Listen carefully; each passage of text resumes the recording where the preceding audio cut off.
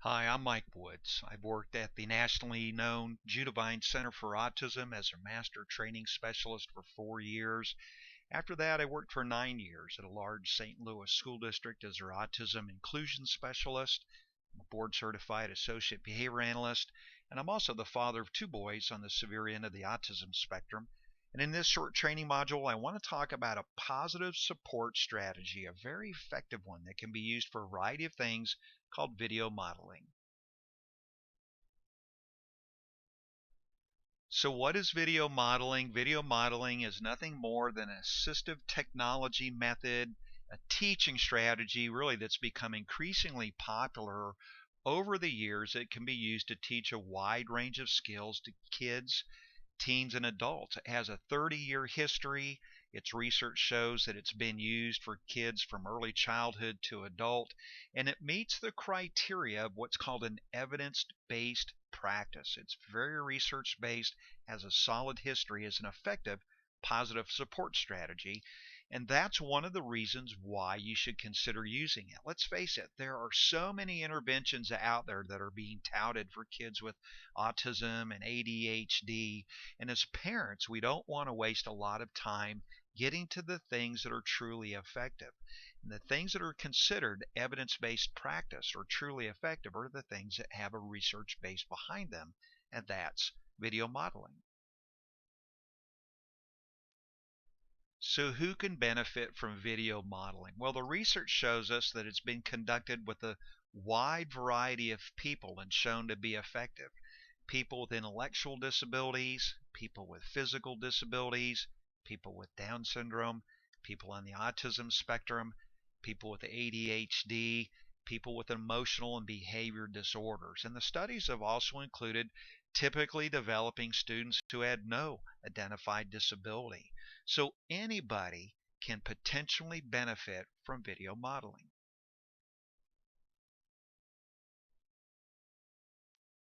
So what kind of skills can be taught using video modeling? Well, research studies have shown improvement in a wide variety of behaviors. I just want to list four of them.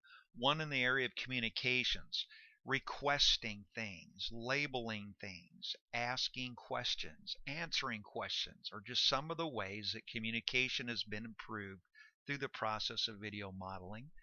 Also, initiating verbal social interactions, initiating nonverbal social interactions are some of the behaviors that have been improved using video modeling.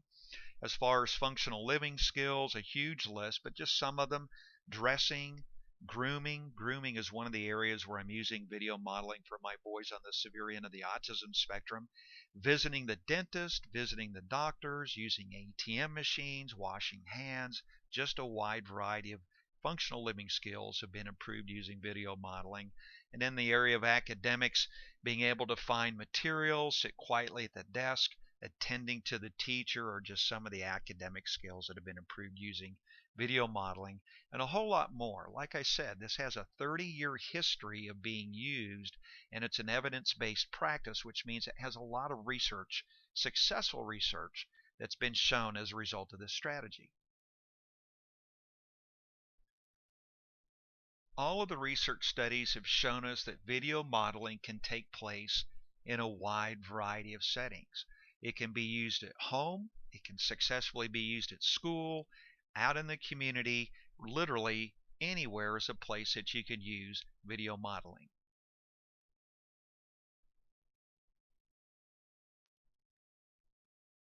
So let me give you four reasons why video modeling works. There's actually about 7 or 8 according to the research, but I just want to talk about four.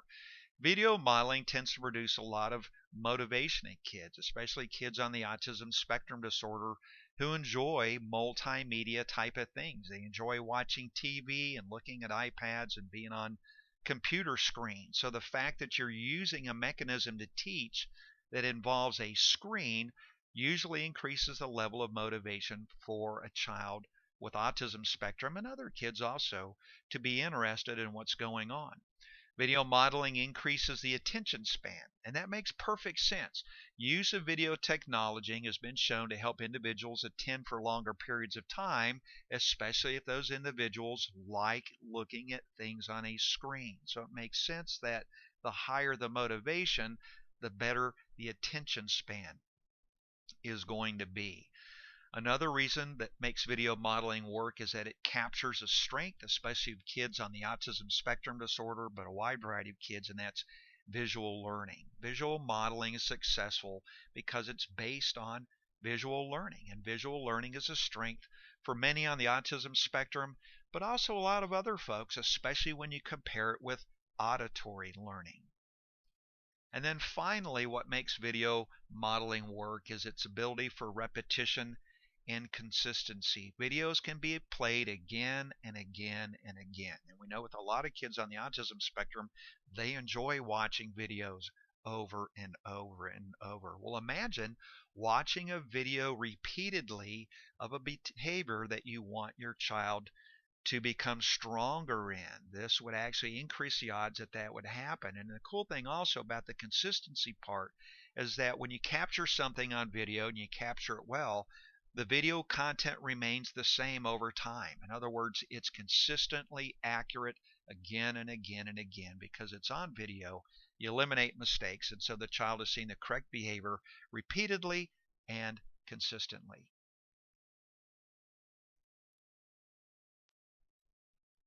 So there are three standard types of video modeling. First is just standard video modeling, and in standard video modeling, the video is going to be recorded with someone performing the targeted behavior. Now, that person can be a peer, it can be a family member, a mom, a dad, a teacher, another adult, another child, another teen. What the research says is that the person that you have on the video that's performing the targeted behavior, the closer they are in age and gender to the targeted person that needs to learn what's being modeled, the more or the better chances you have of them attending and learning that particular strategy. So whoever your model is going to be performing the targeted behavior, the more closely they resemble the learner, the better. Now, also, there is video self-modeling and POV modeling. Let me talk about video self-modeling. In video self-modeling, the person modeling the behavior in the video is the learner himself or the learner herself. And this can be motivating, especially for some learners who like to see themselves on video. Now, in my house, for example, when I use video modeling with my son Joshua, he could really care less about watching himself on the video. And so video self-modeling is not very effective for him. It's more effective if we use one of his brothers or another family member in which he seems to have a greater interest. But my son Jacob, on the other hand, is just the opposite. Typically, if it's another family member, he could care less. But when it's himself in the video, he is totally glued to that screen. And so this has to be a very individualized process, and you might have to experiment like I did to see which type of video holds your child's attention the best. And in POV modeling, POV video modeling is a unique way of showing how a behavior would look through the learner's eyes. And so in POV modeling, you're not seeing entire body. In fact, you're shooting the video as if the video is being shot through your eyes. So for example, if you were doing dishes, you wouldn't see an entire person standing there doing dishes as if you were a third person.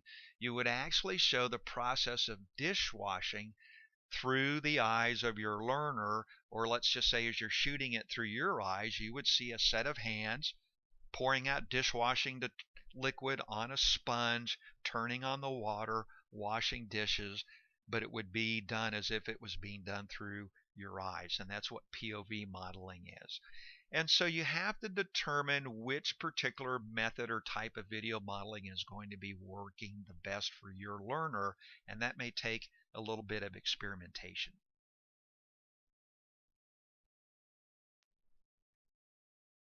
The last thing that I want to talk about on this presentation is how to do video modeling. Listen, the cool thing about video modeling is this: it's not rocket science. You don't have to have a PhD as a parent to do video modeling, and I find that very encouraging. But here's the steps that you want to do. Number one, identify the skill that you want to strengthen.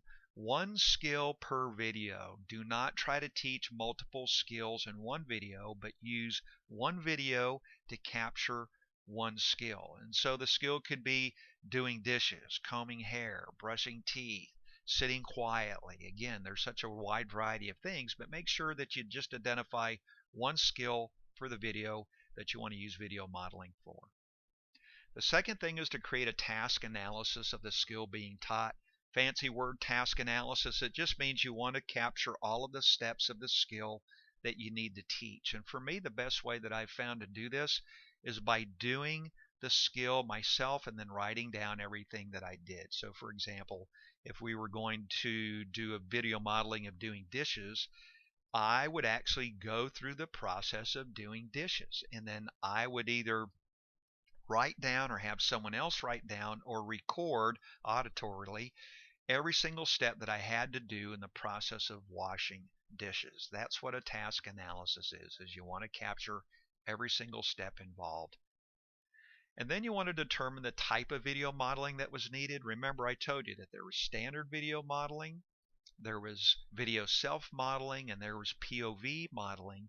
You need to determine which one is going to be the best medium for your particular learner and use that type of video modeling. So determine which one it's going to be. Step number 4, now you're ready to make the video. You have all the steps, you've identified your skill, you know each step that's involved in that skill, you know what type of video modeling to do. Now is the time to make your video. The next step is to, if necessary, edit the video. If you're using someone else, if you're using standard video modeling or POV modeling, you may not need to edit the video at all. If you're using your learner in video self-modeling, like I've done with my son, you may need to edit the video because it could be that your son or your daughter, your learner, makes some mistakes. And so I use, like I said, I use my iPhone to shoot the videos for video modeling, and I use iMovie as the editing software to edit out the mistakes. So in video self-modeling, for example, I might be using my son to perform the correct behavior, and he may need a lot of verbal prompts or physical prompts to do that until he can do it right on his own for a very brief moment in time, and I'm going to capture that on video and use my video editing equipment to edit out the mistakes so that I can splice in everything that's correct. So you might need to edit your video. The next thing is you want to identify the best time and place to show the video, because you're going to show your learner the video prior to them trying to perform the skills themselves. So when do you think the best time and place would be for dishwashing, for toilet training, for taking a shower, for using an ATM machine, for sitting quietly and attending to the teacher?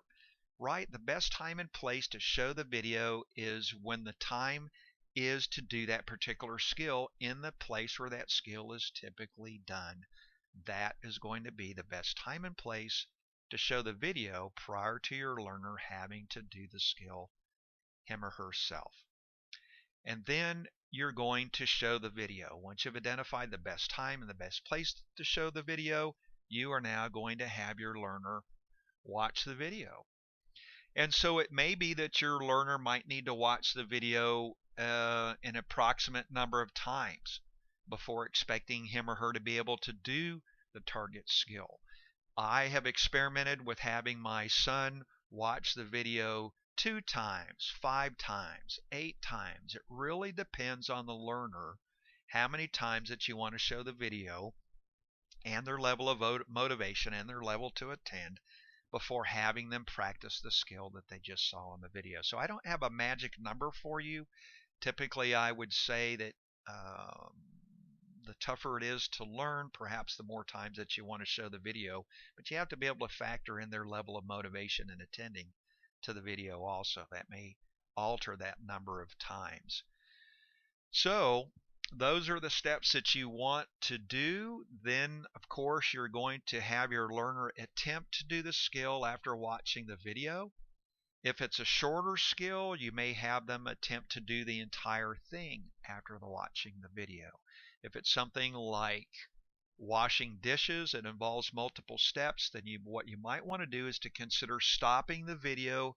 They've after each step in the task. So for example, I've had my son watch the video 3 times of washing dishes, let's say. Now I want to have him attempt to do it. What I'm personally going to do is that I'm going to stop the video after each step in the task of doing dishes so that he can perform that task to the best of his ability. And when he does, I'm going to play the video to show the next step and then stop and play the video to show the step after that and stop and so on, because I've discovered that for my boys that tends to work best. So after watching the video, they can attempt to do the entire thing, or they can attempt to do segments of it as you stop and play segments of the video after they've had a chance to watch it from beginning to end several times. Hey, listen, if you have any comments or questions, leave them in the section below, and while you're at it, subscribe to our YouTube channel.